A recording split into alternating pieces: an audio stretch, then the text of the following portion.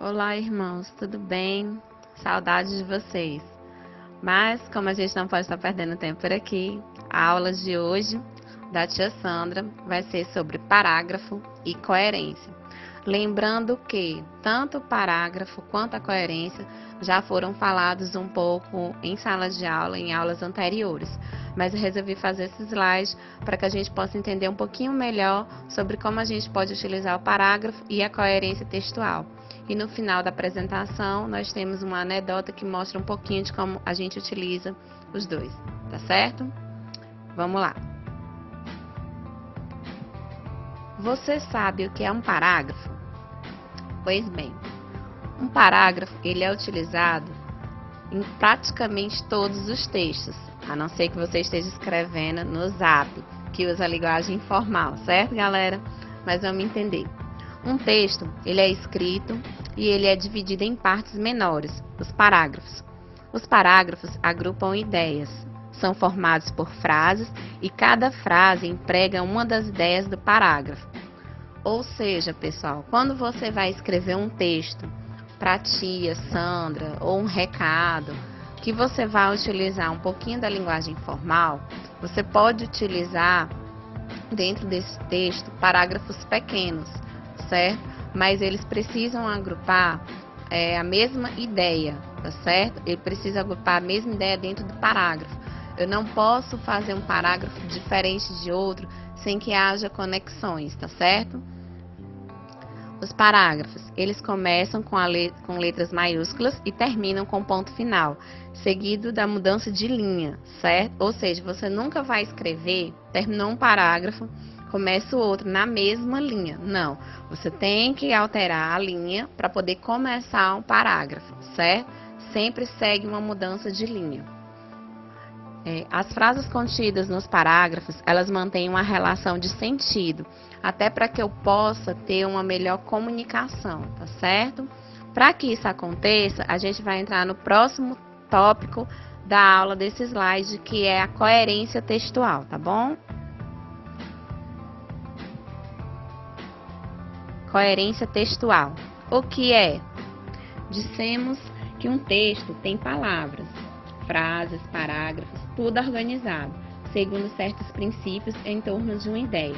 Um dos princípios que nos ajuda a criar um texto bem comunicativo é a coerência. No caso que nós vamos abordar aqui, é a coerência textual, certo?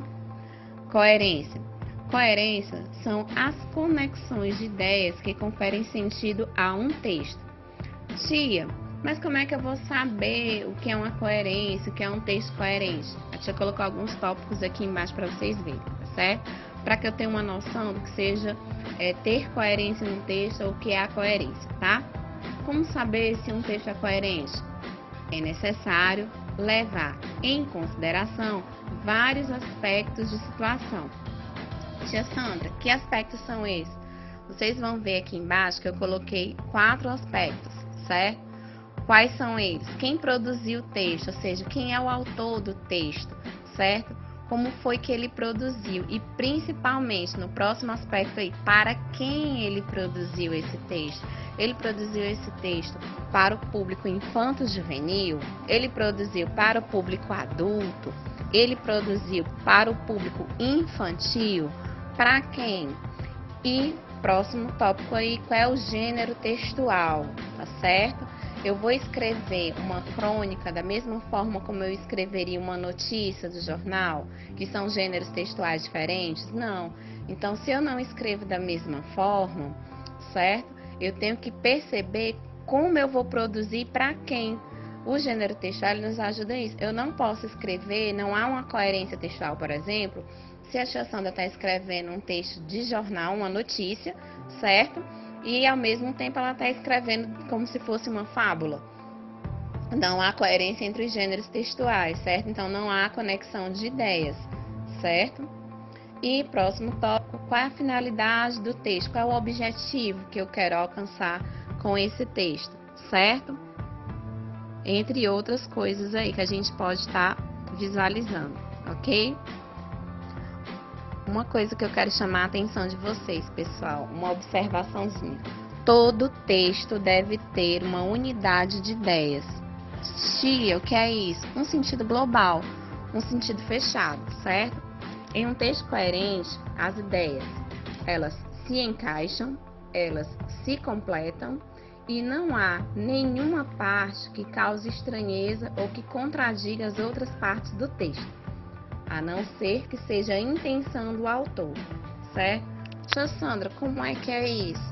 Por exemplo, o autor, ele quis, no meio daquele parágrafo, fazer uma menção a outra coisa que não está ligada às ideias principais, mas ele está explicando, ele está falando, certo? Se for da intenção do autor, eu posso fazer isso dentro do parágrafo, mas deixando isso claro. Caso não, certo? Eu não posso fazer isso. Por quê, tia? Porque causa estranheza. Lembra daquela frasezinha que eu escrevi na lousa para vocês? O pássaro azul estava no céu quando se levantou da lama. Qual foi a conexão de ideias que houve nessa frase? Nenhuma. Eu não sei como foi que ele estava voando e ele se levantou da lama. Se não tem uma conexão de ideias, não tem um sentido, tá certo? Eu coloquei aí no próximo slide uma anedota para vocês observarem, certo? Observe a anedota do próximo slide. Joãozinho, sempre ele, entrou na sala de aula correndo. Ele parecia um tanto preocupado.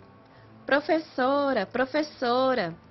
Calma, Joãozinho, respondeu a professora. O que houve?